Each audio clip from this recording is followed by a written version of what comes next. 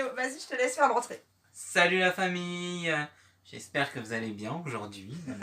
Qu'est-ce que vous faites là? Oui, c'est un petit peu particulier. Ouais. N'en fais pas, mon petit loup, c'est la vie, ne pleure pas. Tu oublieras, mon petit loup, ne pleure pas. On va juste continuer sur... tac tac, ok. Donc là j'aimerais bien juste continuer sur le pourquoi, c'est-à-dire par rapport à la société. Pourquoi, pas concrètement justement, mais dans les idées, pourquoi être en marge un peu de la société? Pourquoi là-dessus? C'est-à-dire que, effectivement j'ai bien compris qu'il y avait tout le système qui n'était pas du tout... qui ne plaisait pas du tout, c'est-à-dire tout ce qui est administration par rapport aux impôts, tout ça.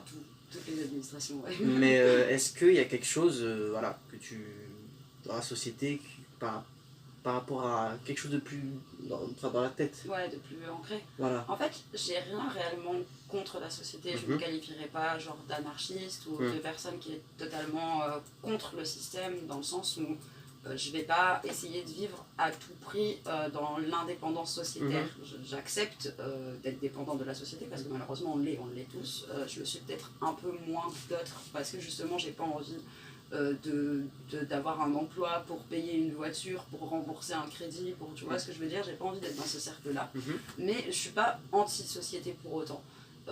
Juste, moi j'ai jamais réussi à trouver ma place dans cette société, peut-être parce que j'ai été trop jeune en fugue, en foyer, j'ai découvert trop tôt des choses que j'étais pas censée connaître et que j'ai pas eu de base d'éducation fiable, avec un modèle, un schéma familial classique, avec un schéma justement d'une personne qui soit employée et tout ça. Moi, mon père, il a beaucoup galéré aussi et je l'ai pas vu bosser avant mes 9-10 ans, tu vois.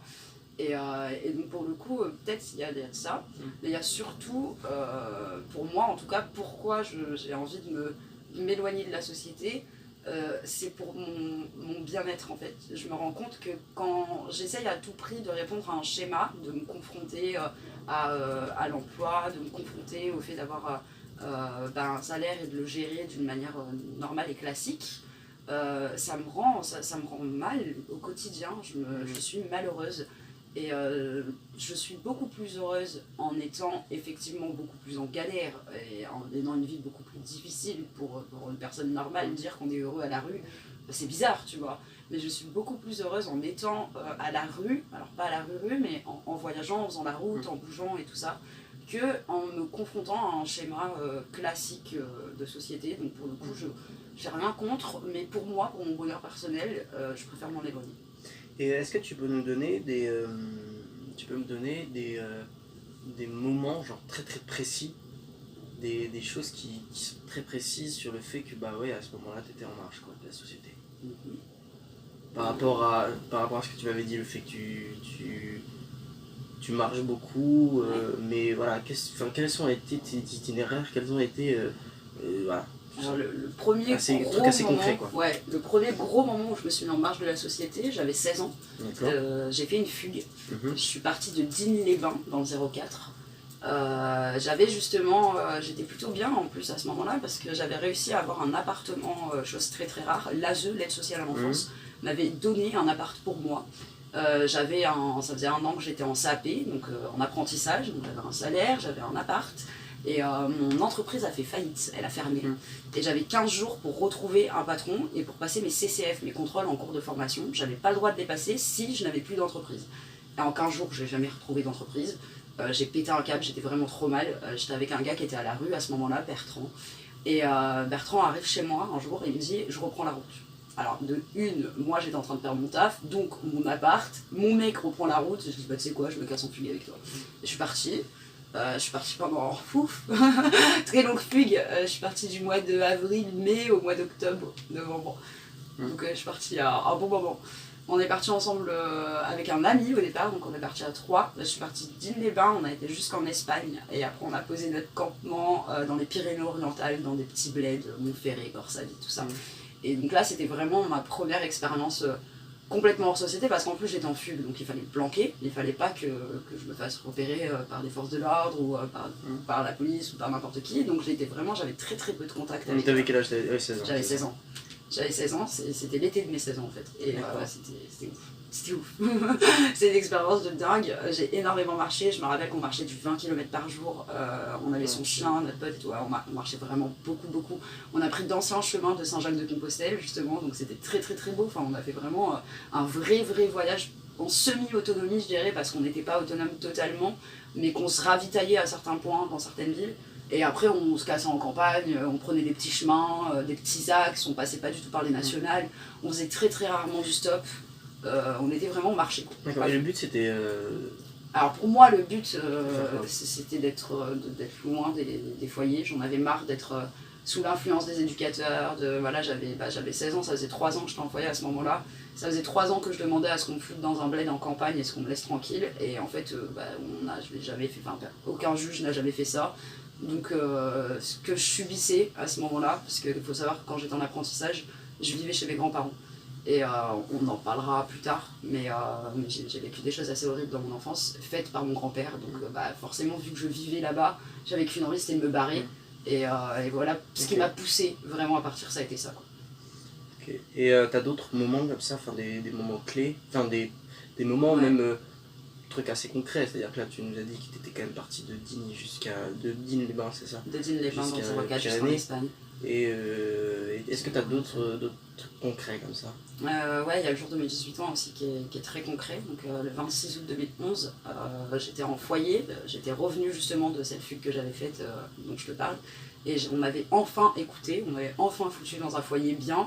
C'est là où j'étais bergère, en Aveyron, dans un tout petit bled paumé. Et en fait, à mes 18 ans, ce qui s'est passé, c'est que je voulais faire un contrat jeune majeur.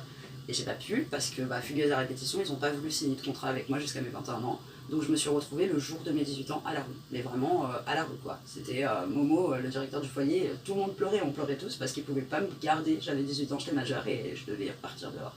Donc là c'est vraiment concret, tu vois. C'est le jour de ta majorité, en fait au lieu de faire la fête, toi tu te retrouves dehors. C'est voilà. D'accord. Ok.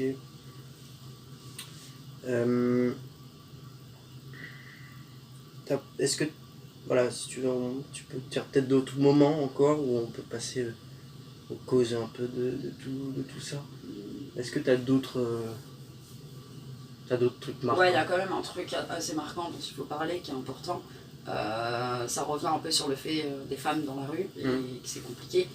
Au départ, j'allais en squat, donc souvent avec des bandes de SDF. On trouvait des endroits, notamment une imprimerie de 700 mètres carrés, donc un truc immensissime qui était à l'abandon. On y a squatté pendant quelques mois. Et à la fin, c'est parti en latte. Il y a des Roumains de Toulon qui sont venus avec des armes, et des armes blanches, hein, pas des armes de flingue, mais des armes blanches, et qui nous ont roué de coups, qui nous ont tabassés. Je me suis fait littéralement tabasser la tronche, j'étais bleue de la tête aux pieds quand les flics nous ont retrouvés. Moi j'ai eu la chance que personne ne m'ait foutu de coups de couteau, mais j'ai un pote, on lui a foutu des coups de couteau, donc il était en plus blessé à l'arme blanche. Et ça c'est dangereux quoi. Il faut aussi préciser, c'est pas parce que je te dis que moi j'aime cette vie-là, qu'elle est fun pour moi et que je l'apprécie, que je me rends pas compte qu'il y a quand même grave de danger. Et là, cette fois-là, ma tête, je m'en suis finalement pas trop mal sortie. Le fait de m'être fait rouer de coups, c'était pas si grave que ça. Il aurait pu m'arriver, mais 1000 fois pire. Tu vois, en tant que femme, t'imagines bien que j'aurais pu me faire violer. T'imagines bien que il peut se passer des trucs, mais tellement compliqués. Enfin, c'est vraiment les réseaux de prostitution, par exemple, on en parle comme si ça n'existait pas. Moi, je peux te dire qu'en ayant vécu à la rue, j'ai été approchée plusieurs fois par des gars qui voulaient que je finisse clairement dans un réseau. Ça m'est déjà arrivé plusieurs fois. Donc, c'est des choses dont il faut faire vraiment gaffe. Et en plus, tu peux pas forcément... Au début, t'es innocent, tu vois. Moi, mes premiers moments dans la rue, je croyais que tout le monde, ils étaient cool, ils étaient gentils. Donc, je me faisais plein de potes et j'étais un peu innocente. J'allais chez les gens sans problème. Maintenant, ça, je le fais plus. Enfin, j'ai peur d'aller chez les gens. Limite, je prends les numéros, mais je vais chez les gens qu'en cas d'extrême urgence, quoi. C'est très rare que j'accepte d'aller chez quelqu'un. J'ai retenu une petite phrase, c'est pas parce que je t'ai dit que j'ai choisi cette vie qu'elle est bien pour moi. Ouais. Je la trouve assez importante parce que il y a un paradoxe dans ce que tu dis qui est très compliqué à cerner lorsqu'on... Le paradoxe, on prendra dans les causes. Oui, bien entendu. Et c'est... Est-ce que tu penses qu'il y a deux choses qui sont différentes entre les choses qui sont bien pour toi et les choses, voilà, où tu te sens bien? Exactement. Et ben, tu sais quoi, t'as résumé exactement. Je sais ce qui serait bien pour moi, classiquement. Ce qui serait bien pour moi, classiquement, on va pas se mentir, c'est qu'enfin, je pose un petit peu mes bagages quelque part, tu vois. Que je me trouve une petite gueule, que je reprenne mes études ou que je trouve un petit taf, que je sois avec un copain tout tranquille, tu vois, que je mène une petite relation sympa, tu vois, un petit truc tout calme. Ça me ferait beaucoup de bien. C'est quelque chose qui me ferait du bien, mais c'est quelque chose qui serait bien pour moi et que je n'arrive pas à atteindre. J'arrive pas à l'atteindre parce que sont ancrées en moi des pratiques et des mises... en fait, je m'épanouis réellement quand je me mets en danger. Je suis pas bien dans une vie classique. Et je pense qu'il y a trop de gens qui minimisent ça, qui se disent non, c'est pas vrai, qui genre ont des conduites à risque et qui pensent que c'est pas grave, que c'est rien, quoi. Moi, je suis tout à fait consciente que les conduites que j'ai sont hyper néfastes pour moi, tu vois.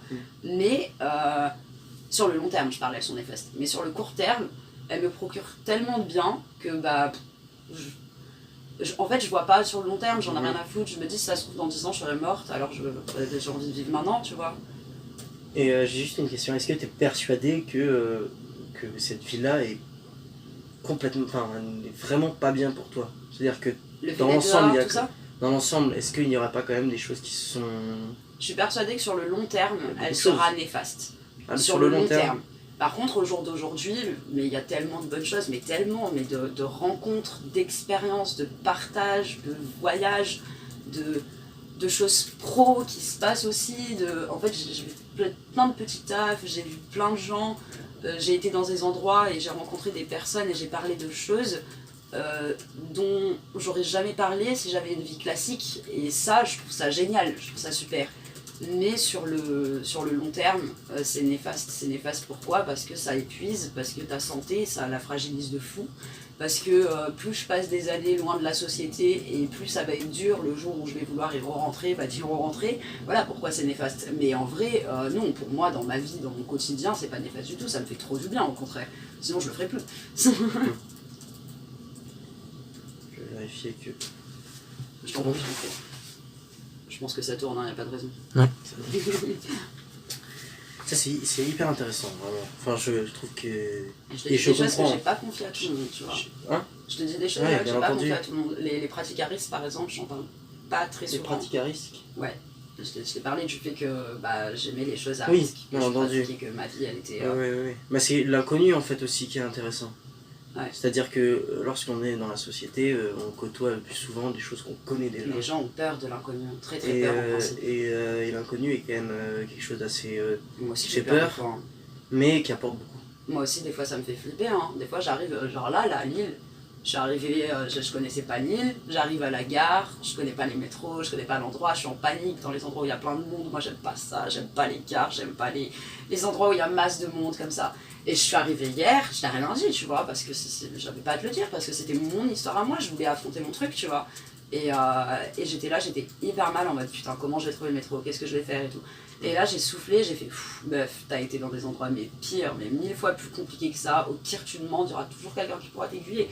Et hop, je suis partie, et voilà, c'est bon, une fois que t'as réussi à affronter tes peurs. Mais en fait, t'as souvent un moment, que la situation elle soit petite ou pas, parce que franchir un pas, d'aller dans une gare, dans une ville en France, c'est pas quelque chose de très difficile, tu vois. Mais pour moi, ça demande un effort, un recadrement.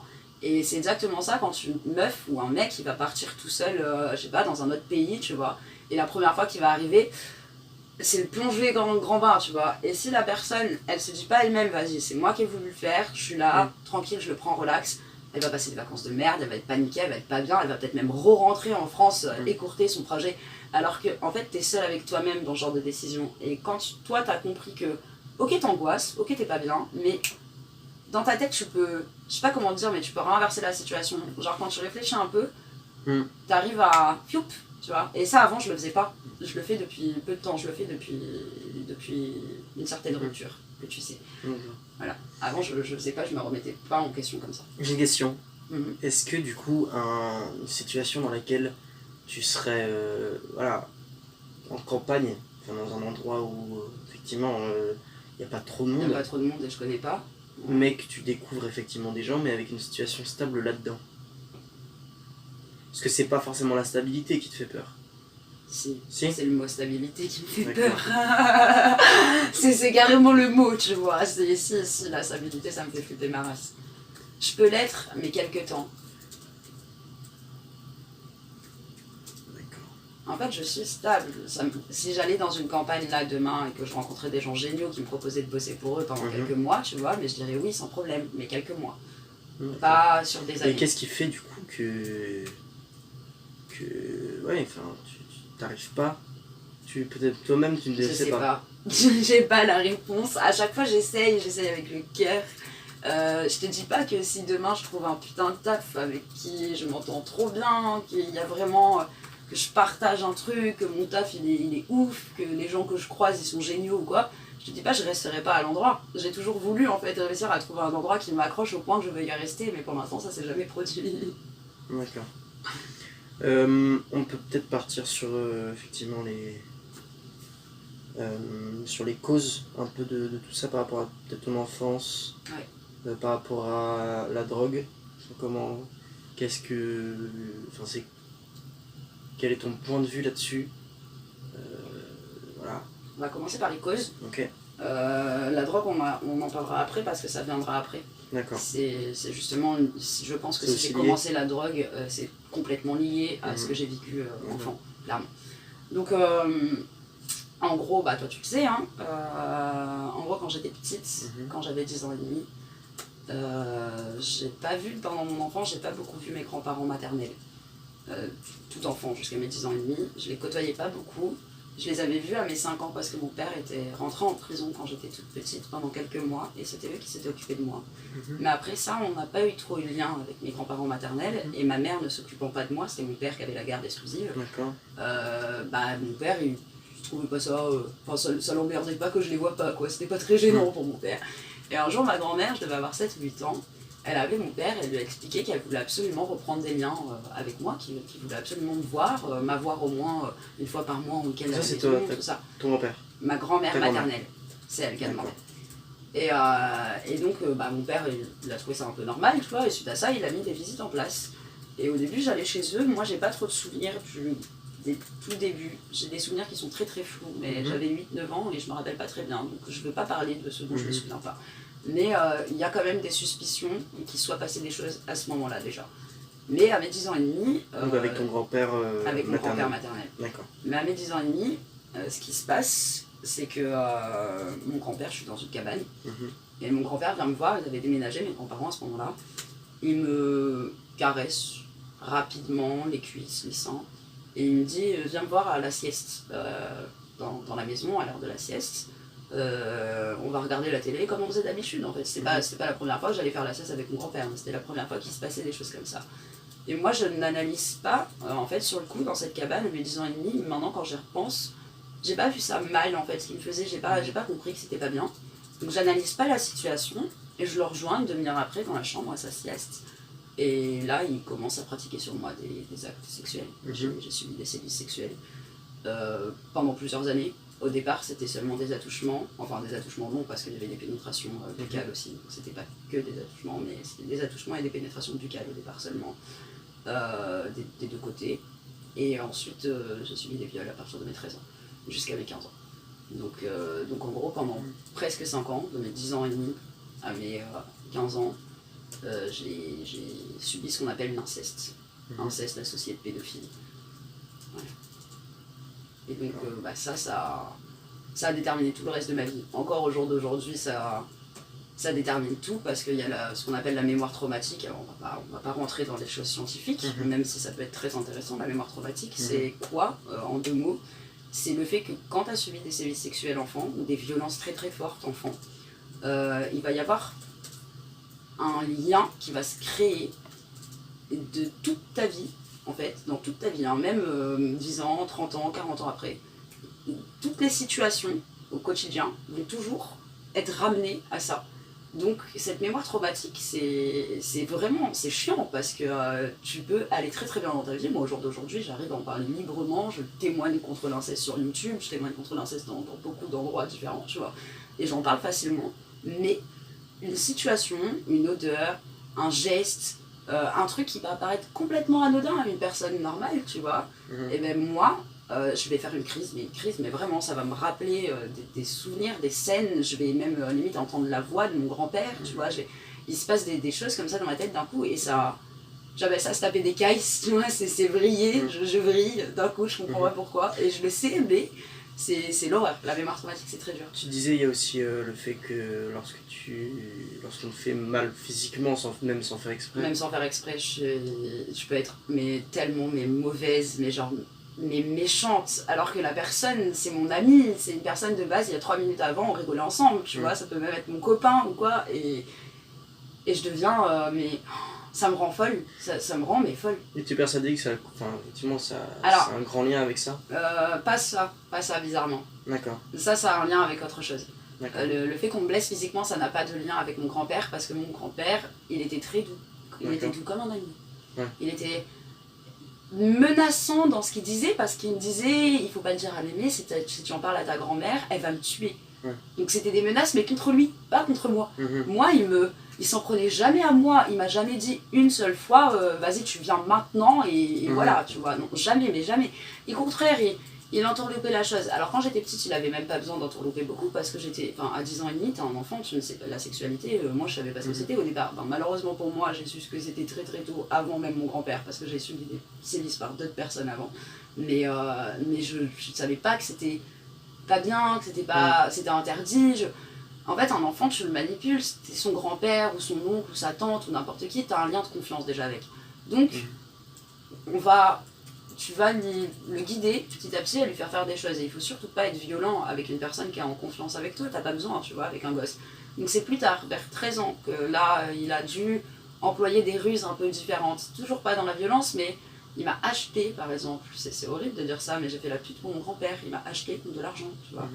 Ça c'était vers la fin, ça, parce que je voulais plus, j'en avais marre, quoi. Il me bourrait la gueule, à 12 ans et demi, il me faisait boire des quantités astronomiques d'alcool. On faisait des soirées ensemble, le samedi soir, avec des potes à lui, j'étais bourrée à 12 ans et demi, mais bourrée, vraiment.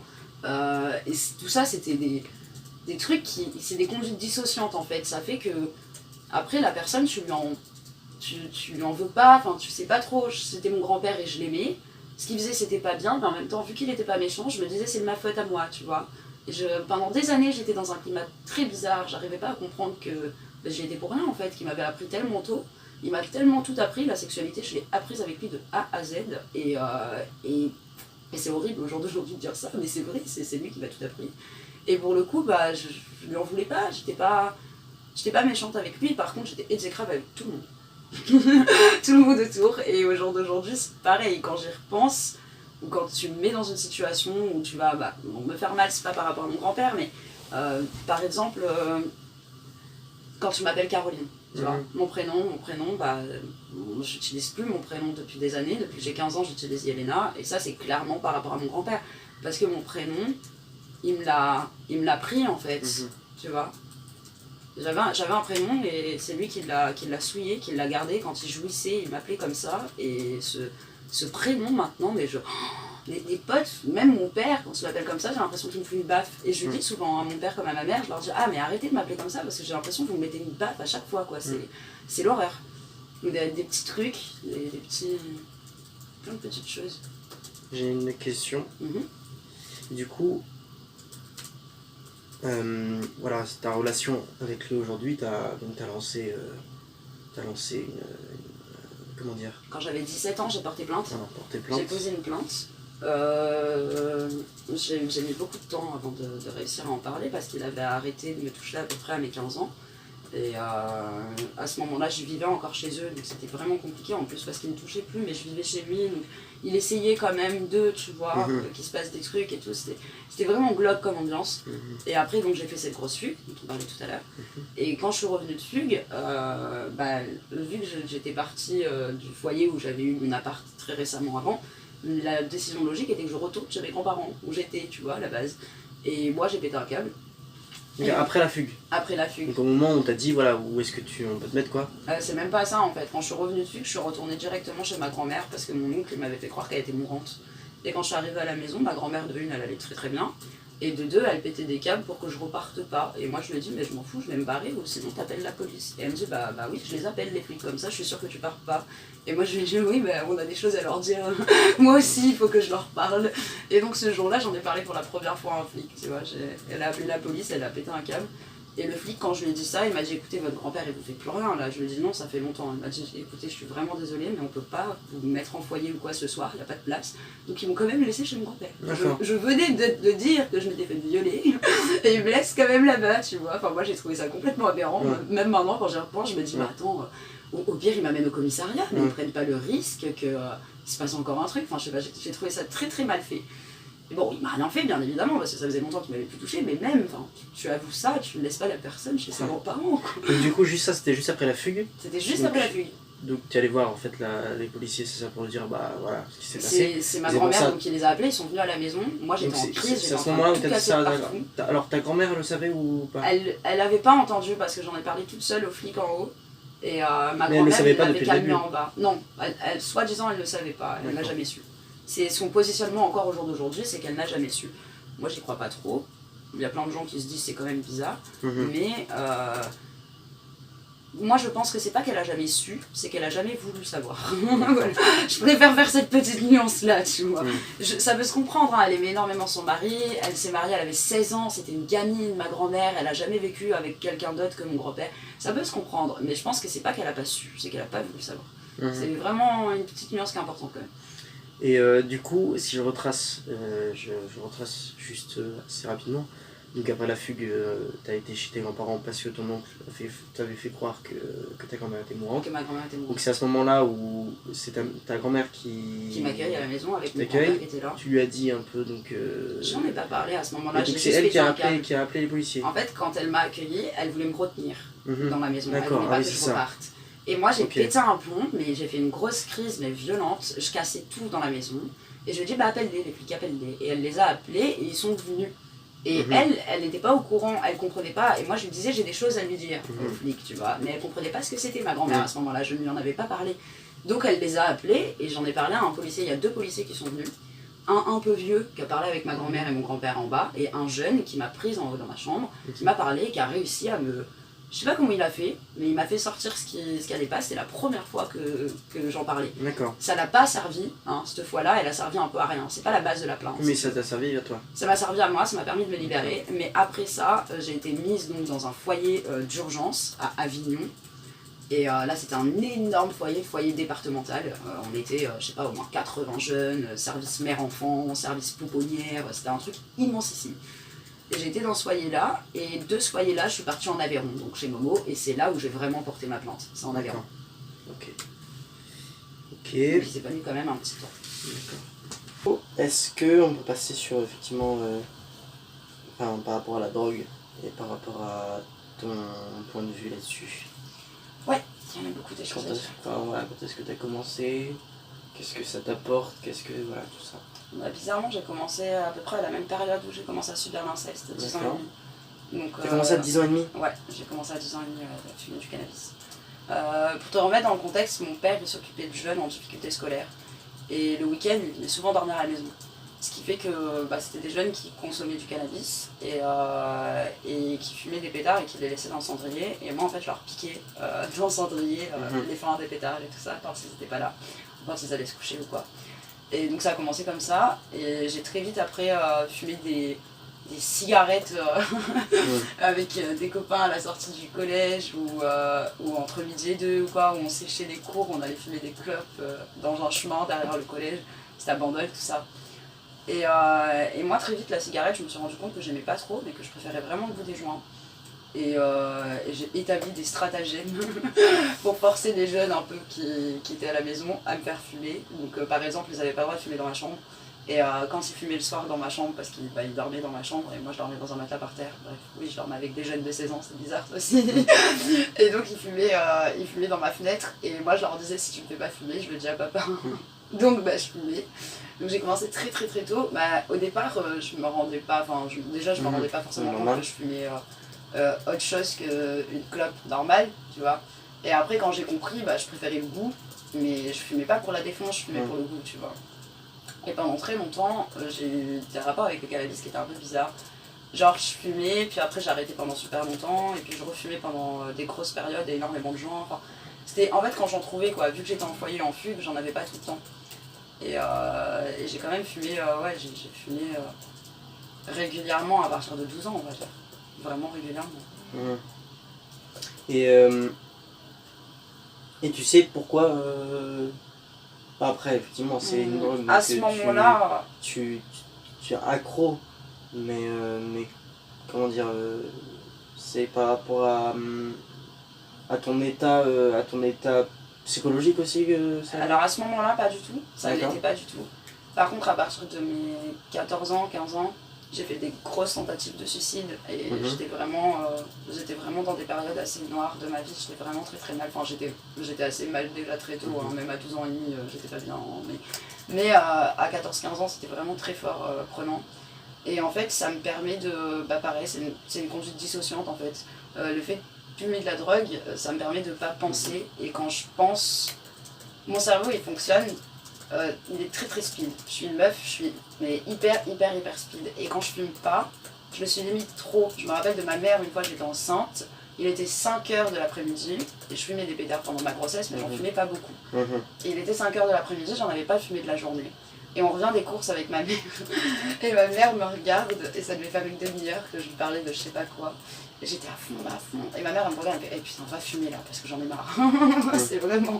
Mon caractère de base, il est très vif, et vu que j'ai vécu beaucoup de choses dures, malheureusement, quand je suis pas défoncée, je pense souvent aux mauvaises choses qui me sont arrivées dans ma vie, et je suis très mal, enfin je suis beaucoup plus mal quand j'ai pas fumé que quand je fume.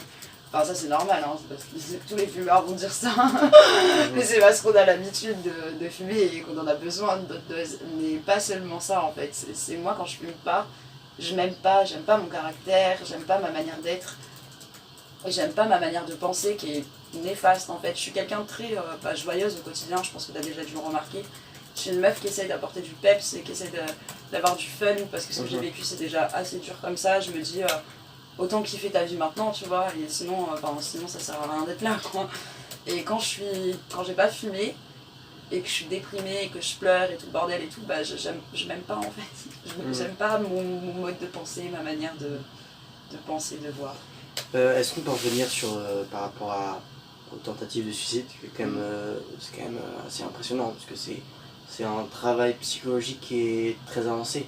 C'est-à-dire que pour arriver à une tentative de suicide, bon, après effectivement ça se comprend parce que tu as vécu des trucs très très durs, mais est-ce que tu peux nous en dire plus sur les raisons, donc s'il y avait d'autres raisons, sur le moment précis, et qu'est-ce qu'il y a dans ta tête à ce moment-là, parce qu'il y a quand même pas, une tentative de suicide c'est quand même pas anodin, donc ça paraît non, c'est pas anodin. Ça paraît très particulier. Et j'en ai fait des très impressionnantes en plus.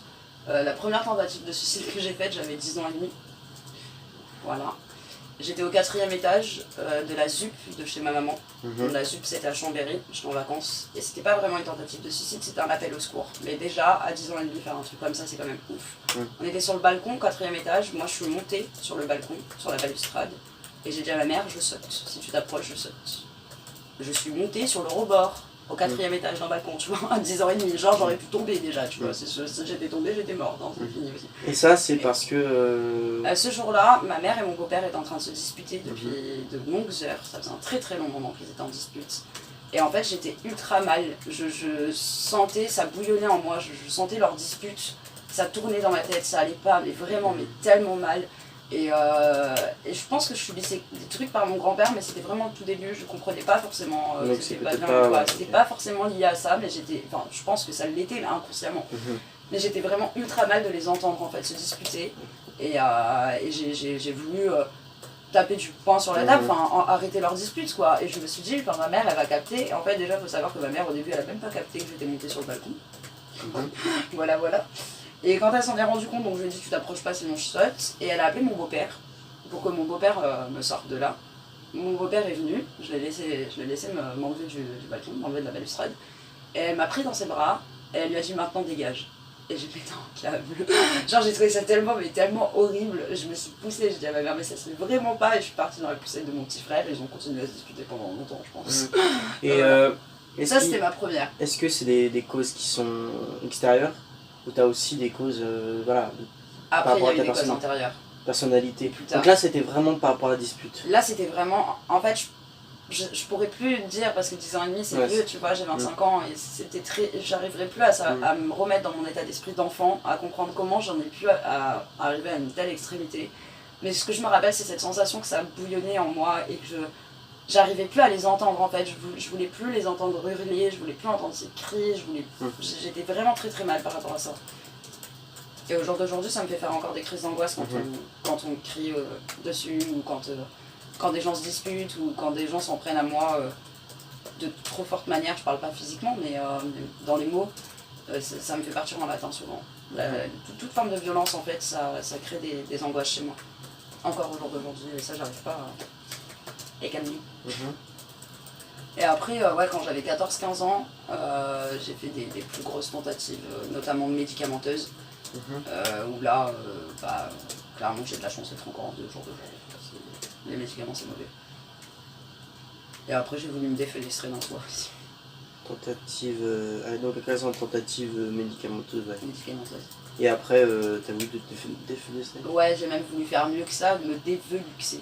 J'avais un Velux sur un toit.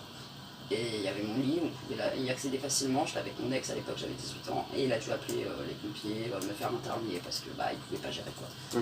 Il pouvait pas, Et ça, il a pas réussi à gérer. donc là c'est, quelles sont les causes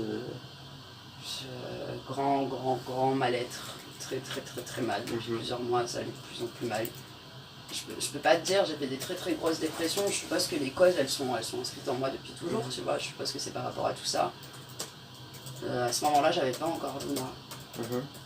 Et en fait, il faut savoir qu'à partir du moment où je suis tombée enceinte de Luna, j'ai plus jamais eu une seule envie de suicidaire. Enfin, j'ai déjà eu des envies, mais direct, je me suis dit, pam, t'as ta fille, même maintenant qu'elle est adoptée et que je l'ai plus, que je m'en occupe plus, dans ma tête, je me dis, j'ai ma fille quelque part, je peux pas faire ça. Ça m'a coupé toutes les envies, mais ouais, je faisais des choses assez improbables quand même, quoi. Enfin, vouloir se faire sauter dans le but, c'est quand même hyper lourd, tu vois, c'est très très lourd. Puis après, les drogues dures que je prenais en teuf, tout ça, ça me faisait faire des choses pas bien non plus. Mais ça, je m'en rendais pas compte, c'était pas pareil. C'était genre sous drogue, j'étais capable de monter sur des bâtiments, sur des toits ou quoi, par l'extérieur, par la façade. Mais là c'est plus de tendance suicidaire du coup. Du coup c'est plus, c'est plus tu t'es mis en danger et c'est plus des mises en danger. Okay. C'est pas des tendances suicidaires, mais j'ai des mises en danger, j'en ai toujours eu, tu vois. Et d'une certaine manière, c'est un peu des comportements suicidaires quand même si c'est pas des tendances suicidaires, c'est des comportements complètement suicidaires. Donc, et qu'est-ce qui se passe dans ta tête à ce moment-là? C'est difficile, hein, je l'avoue, c'est hyper dur comme question. Mais qu'est-ce qui se passe? Tu te dis juste... un sentiment d'abandon complet. Tu renonces. Du renoncement, de l'abandon. Une envie de plus rien avoir à faire ici, quoi. C'est rien du tout, tu vois. C'est vraiment un renoncement total. Tu te dis que de toute façon ta place tu l'as jamais trouvée, tu la trouveras jamais, et puis que si tu pars tu manqueras pas à grand monde et que voilà, c'est pas grave quoi. C'est une envie de lâcher totalement toute cette lutte, parce que moi j'ai toujours lutté pour vivre et pour survivre. D'ailleurs je pense que je ne vis pas très bien, je survis très bien mais je ne vis pas très bien. J'ai toujours lutté et je pense que il y a des fois où tu vois t'arrives plus à lutter quoi, c'est ces moments là en fait, c'est des moments d'abattement total quoi. Donc c'est vraiment perdre d'espoir en fait. Ah oui, clairement, ouais, ton espoir il va rien. Pour perdre l'espoir complètement, faut... Ça m'arrive encore de temps en temps, mais maintenant j'essaye de me dire, meuf, pense pas comme ça, tu vois. Je me force à garder un tout petite étincelle toujours, mais ouais, si perdre l'espoir ça arrive rapidement en fait. Je connais des gens qui étaient bien plus ancrés que moi en société et qui allaient très bien, genre qui avaient 40-50 ans, qui se sont retrouvés à la rue du jour au lendemain et qui ont aussi perdu tout espoir. Tu vois. Je trouve que la phrase « je survis très bien mais je ne vis pas très bien », c'est quelque chose de... Ouais. Je survis très bien mais je pense pas que je vis très bien. Je ne pense pas. Sinon, j'ai une autre phrase aussi qui est forte comme ça, c'est « je suis morte à 12 ans ». Et je le dis très régulièrement. Pour moi, dans ma tête, je suis morte à 12 ans. Pourquoi 12 ans et pas 10 et demi? Parce que tu peux te poser la question, tu peux te dire à 10 ans et demi, tu vois, mon grand-père. Parce qu'à 12 ans, j'ai subi ma première pénétration, réelle pénétration. Et que ça m'a fait très très mal, mais voilà, c'était une horreur. Donc souvent je dis cette phrase, je suis morte à 12 ans. Sur le téléphone, je te montrerai, j'ai commencé un papier, il faut que je fasse un écrit format Word de 2 pages. Un témoignage qui retrace de l'inceste. Et j'ai commencé par cette phrase, justement, morte à 12 ans. Et je parle de mon prénom au tout début. Je te montrerai, ça peut être intéressant, mais c'est tout début. Et justement, pourquoi Yelena? Ah, je sais pas si tu m'avais déjà dit, mais... Ça, c'est une bonne question. C'est grâce à Bébert Star. Donc Bébert, c'est Aka, le gars avec qui j'étais, qui était SDF quand j'avais 16 ans et que j'étais à Digne-les-Bains, donc avant ma fugue. Et en fait, le jour où il est venu me voir pour me dire qu'il reprenait la route, et donc moi, j'avais mes CCF qui étaient foirés, j'avais plus de patron, j'avais plus rien, j'allais perdre l'appart et tout le bordel. Et que je lui ai dit, je pars avec toi. Il m'a dit, ok, mais vu que t'es en fugue, il faut un prénom. Il faut que tu changes de prénom. Et en fait, ma mère, son nom de famille, et c'est très bizarre d'ailleurs, parce que mon grand-père, pour le coup, donc celui qui m'a fait subir tout ça, son nom de famille, c'est Elena. C'est le nom de famille de ma maman. Et je sais pas pourquoi, à cette époque-là, je voulais me rapprocher de ma mère, je voulais un truc qui me rappelle ma maman, qui soit proche d'elle. Ce qui est plutôt assez bizarre, parce que nos rapports n'ont jamais été très très bons, donc ça prouve que, tu vois. C'est le nom de famille, Elena, notamment. Ouais, Elena, E2L-E-N-A, c'est son nom de famille. Et donc je lui dis, Elena, c'est le nom de ma mère. Il me dit, Elena, en Espagne, on peut pas, parce qu'on avait déjà prévu de partir jusqu'en Espagne. C'est là où j'ai fait Digne-les-Bains en Espagne, en fait. Et il me dit, ça fait Eyena, donc c'est très bizarre, les 2 L, ça fait Yé, ça se prononce bizarrement. Et donc pour le coup, je lui dis oui, on a cherché, on a un peu joué avec les mots, tout ça. Et j'ai trouvé toute seule Yelena, et il m'a dit, mais Yelena c'est déjà connu. Et donc on a regardé sur internet, on a vu que ça venait de Russie, tout ça. Et moi, à l'époque, j'étais blonde aux yeux bleus, on m'a toujours dit tu viens de pays de l'Est et tout, et je trouve que ça me va très très bien. Et donc Yelena, j'ai pris Yelena mais sans le Y, j'ai mis un I devant, histoire d'avoir ma petite touche, et pour le coup ça me fait penser à ma maman. D'accord. Voilà. Donc je l'ai choisi, je sais pas trop, en fait c'est Hélène, la racine de Yelena c'est Hélène. Et je sais pas trop comment il m'est tombé dessus, mais je trouve qu'il me va super bien. Je l'ai choisi sur un délire avec un ex, quoi, c'est vraiment été... Très bien. Alors, je voudrais juste finir sur tes projets futurs là. Est-ce que tu arrives déjà à te projeter? Alors mes projets ils sont pour l'année 2019, donc pas plus loin. C'est déjà une bonne chose que tu aies des projets. Je me projette un petit peu. Ils sont sur l'année 2019. Déjà là au jour où tu filmes, y a pas mal de choses qui bougent pour moi au niveau de l'inceste et de la pédophilie justement. Parce que j'ai une chaîne YouTube, donc ma chaîne YouTube je la tiens depuis 2015. Je fais des témoignages donc, sur ce que j'ai subi sur l'inceste, mais pas seulement, sur d'autres choses aussi. Et là j'ai été repérée il y a quelques temps par une réalisatrice qui fait un documentaire sur la pédophilie, qui retrace l'histoire de la pédophilie à travers les âges. C'est vraiment très très très bien fait son documentaire, c'est très sérieux. Et donc moi, elle a demandé que je participe, elle a galéré pour me retrouver déjà, elle a attendu de me retrouver, elle a fini par réussir à me contacter par une de ses chargées de production. Et donc j'ai enregistré pour le témoignage, c'était quand, au mois de septembre. Et là on est diffusé donc, le 28 mars sur la chaîne parlementaire, donc sur la 13. Le reportage va être diffusé, ça va être suivi d'un débat, à l'Assemblée nationale auquel je participe. Et le débat, Tu participes? Ouais, je participe au débat. D'accord. Le débat, on l'enregistre le 12 là. Le 12 mars, on fait le débat. Vous êtes combien? Il va y avoir beaucoup de députés, mais après je sais pas le nombre, tout ça, l'Assemblée c'est eux qui décident quoi. C'est énorme, oui, ça va être très très impressionnant, ça va être un truc de fou. C'est un projet de balade. Il va y avoir la réalisatrice, il va y avoir Muriel Salmona que ta sœur connaît bien, Bernadette, connaît bien, elle ne connaît pas, mais elle a étudié pour ses cours de psycho Muriel Salmona, c'est une psychiatre qui est incroyable, qui a fait des choses dingues, notamment sur justement la mémoire traumatique dont je te parlais tout à l'heure, sur les violences faites aux enfants en fait. Elle s'y connaît très très bien. Elle participe au reportage, donc elle intervient dans le reportage. J'ai montré le reportage à Bernadette, donc elle l'a vu. Et hier elle me disait, mais il y a Muriel, elle est super connue quoi. Genre bah oui, elle est très très connue, c'est des intervenants incroyables, c'est des gens, il y a des magistrats, on est 5 victimes. Dont un homme avec qui je vais passer à la radio, Franck, avec qui on passe à la radio à France Inter mardi aussi. Donc voilà, il y a trop de trucs qui sont en ce moment là-dessus, donc ça c'est un gros projet. Je vais dire que professionnellement parlant, si je dois bien me voir un jour dans quelque chose, c'est la seule chose que j'ai toujours su que je travaillerai là-dedans.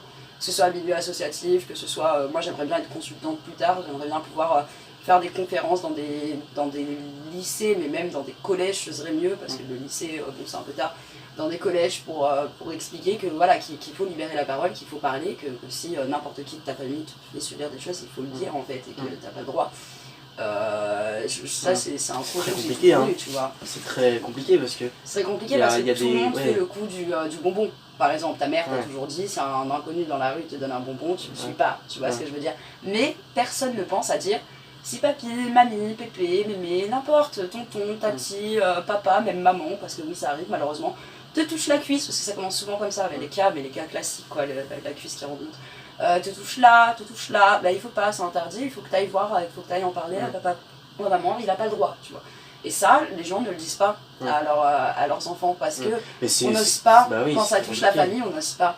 Mais il faut vraiment en parler, c'est hyper important. En fait, les cas d'inceste et de pédophilie, ça touche une famille sur 4. Donc je sais pas si tu imagines, une famille sur 4, c'est énormissime. Et je te parle pas dans des générations en arrière, une famille sur 4, là, actuellement, à l'heure actuelle. Donc c'est ouf, c'est un fléau hyper tabou, et personne ne comprend en fait que c'est dangereux, que c'est pas bon, que c'est néfaste. Parce que c'est pas tant...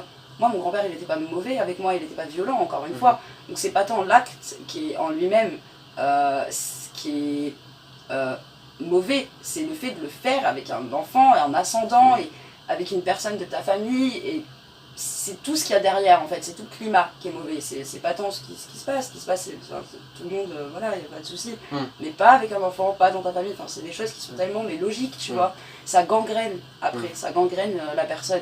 Moi ce qui m'a fait sur l'instant, ça m'a pas fait de mal, il m'a pas fait de mal, à part une fois quand j'avais 12 ans, voilà, là il m'a fait très mal, mais sinon il m'a jamais fait mal, une seule fois, à part ça. Et pourtant, au jour d'aujourd'hui, bah, il me fait 1000 fois plus de mal que ce que ça a pu me faire à l'époque, tu vois. C'est après, en fait, que l'enfant, sur l'instant, je m'en rappelais même plus, quoi. J'arrivais à l'école, après, oui, j'étais une enfant bizarre, mais j'étais pleine de joie de vivre, il n'y avait pas de problème, quoi. Je le vivais pas mal à cette époque-là. C'est comment ça a gangréné par la suite qui est mauvais. Et pour finir, une petite conclusion, en fait, qu'est-ce que toute cette expérience t'a apporté, et qu'est-ce que... voilà, si tu as quelque chose à dire, me dire, ou à dire aux personnes qui vont regarder cette vidéo par rapport à un enseignement en quelque sorte. Ouais, il y en a un. Je pense que la vraie conclusion de toute ma vie, de toute mon histoire, c'est parle, libère ta parole. Vraiment quoi.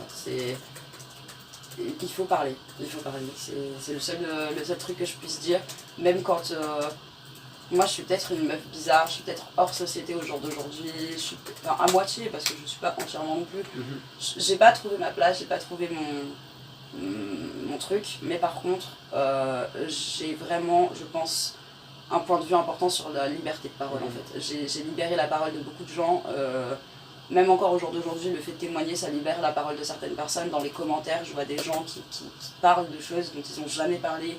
Souvent, j'ai des amis qui me confient des choses alors qu'ils en parlent à personne. Et des gens que je connais même des fois pas trop, tu vois, qui vont parler parce que justement, j'ai cette faculté de faire comprendre aux gens que voilà, la parole, elle est libératrice. Et ouais, et autre chose aussi, vis à ta manière, quoi. Vis à ta manière.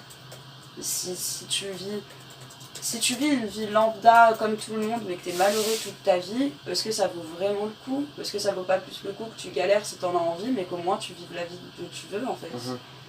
Voilà, c'est juste ça, quoi. Vis à ta manière.